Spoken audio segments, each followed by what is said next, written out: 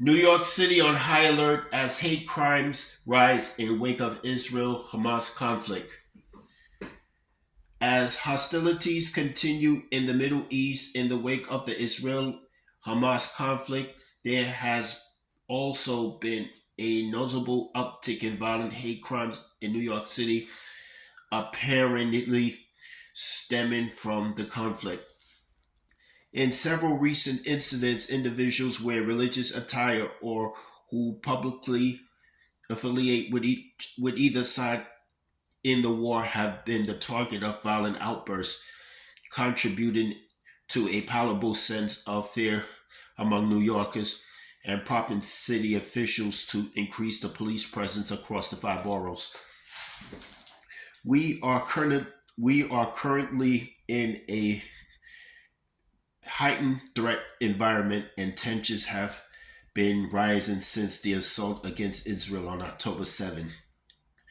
The NYPD is doing everything we can do to forestall future violence in our city. However, we know the ongoing events overseas may resonate with individuals domestically, and that is hard to anticipate, the police department said in a statement on Wednesday. The NYPD asks all New Yorkers to remain vigilant and reminds everyone if they see something to say something. The NYPD originally moved to a state of heightened alert on October 13, asking all officers to report for duty after Hamas leaders called for a global day of jihad, though they said the move was a preventative one rather than a response to any specific threats.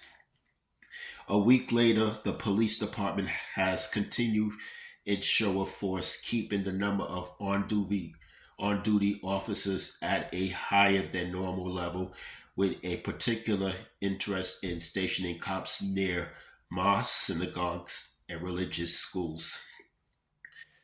Our goal is to say there's no room for hate of any group in the city, and we've been consistent on that, Mayor Eric Adams said during a press conference this week. Still, even with the increased footprint of the NYPD, there have been several recent incidents of New Yorkers being the target of crimes seemingly for religious reasons. In the early hours Friday, cops arrested a 26-year-old on hate crimes charges for allegedly attacking a turban wearing man aboard a bus in Queens, punching the 19-year-old victim multiple times on the morning of October 15. The perpetrator also attempted to rip off the victim's turban while shouting, "We don't wear that in this country."